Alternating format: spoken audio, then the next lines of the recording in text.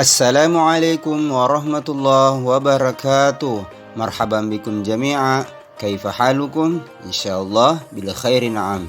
La tansa ad-du'a qabla ad-dirasati. Al-an sanata'allamul maddah religion. Alhamdulillah, hari ini kita masih pada bab 4 ya. Tepatnya pada subtema kedua, yaitu tentang tawadu. Perlu anak-anakku ketahui bahwa kata tawadu ini berasal dari bahasa Arab ya, yang berarti rendah hati atau tidak sombong, atau bisa juga tidak membanggakan diri ya. Adapun pengertian tawadu secara istilah adalah menganggap orang lain lebih mulia dari kita ya, dan tidak merendahkannya. Allah Subhanahu wa Ta'ala itu memerintahkan hambanya, atau kita semuanya diperintahkan oleh Tuhan untuk merendahkan hati ya. Dengan cara bagaimana? Yaitu mengucapkan kata-kata yang baik dan lemah lembut kepada orang lain. Misalkan datang di sekolah untuk les, kalau ketemu sama teman maka ucapkanlah dengan kata-kata yang baik ya, dengan kata-kata yang sopan, dengan kata-kata yang lemah lembut. Jadi jangan sama sekali mengucapkan dengan teman itu kata-kata yang tidak baik, yang membuat perasaannya teman itu menjadi tidak enak ya. Misalkan kita mengucapkan kepada teman kamu itu bukan orang pintar, saya ini orang pintar. Tidak boleh seperti itu ya. Karena orang yang tawadu itu pasti selalu bersikap tenang, bersikap sederhana, dan sungguh-sungguh menjauhi yang namanya perbuatan sombong.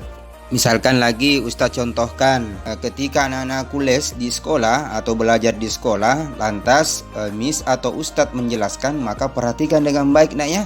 Mengapa? Karena orang yang tawadu itu merasa bahwa masih kurang ilmu, masih mau belajar sama Ustadz dan Miss. Ketika Ustadz dan Miss itu menjelaskan, lantas anak-anakku cerita, maka kalian tidak memiliki yang namanya sifat tawadu, tapi anak-anakku memiliki sifat sombong. Kenapa? Karena merasa sudah pintar. Karena orang yang tidak memperhatikan Ustadz dan Miss itu sudah pintar, merasa bahwa dialah yang hebat, dialah yang pintar daripada Miss dan Ustadz ya. Itu tidak boleh seperti itu ya. Jadi orang yang tawadu itu ketika Ustadz dan Miss menjelaskan, maka perhatikan dengan baik ya. Di samping itu, orang yang tawadu pasti selalu menyembunyikan kebaikannya. Misalnya ketika anak-anakku membantu teman karena kebetulan ada teman yang tidak bawa uang jajan, maka apa yang kita sudah berikan kepada teman itu tidak usah disampaikan kepada teman yang lain, cukup kita yang tahu. Karena kalau kita sampaikan kepada teman maka itu bukan sikap tawadu, tapi sikap sombong. Jadi orang yang tawadu itu selalu menyembunyikan kebaikannya. Itulah tadi pengertian dan beberapa contoh yang bisa kalian pahami dengan baik ya.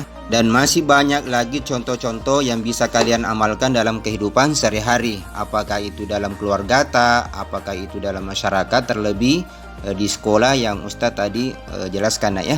Itulah tadi materi yang Ustadz jelaskan secara singkat. Mudah-mudahan anak-anakku semua dapat memahaminya dengan baik. Amin.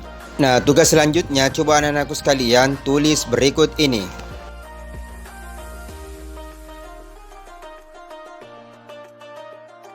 ربما هذا درسنا اليوم شكرا على اهتمامكم إلى اللقاء في أسبوع القادم إن شاء الله لا تنسى نصيحة الأستاذ لا تتركوا الصلوات الخمس والله الموفق إلى أقوم الطريق السلام عليكم ورحمة الله وبركاته.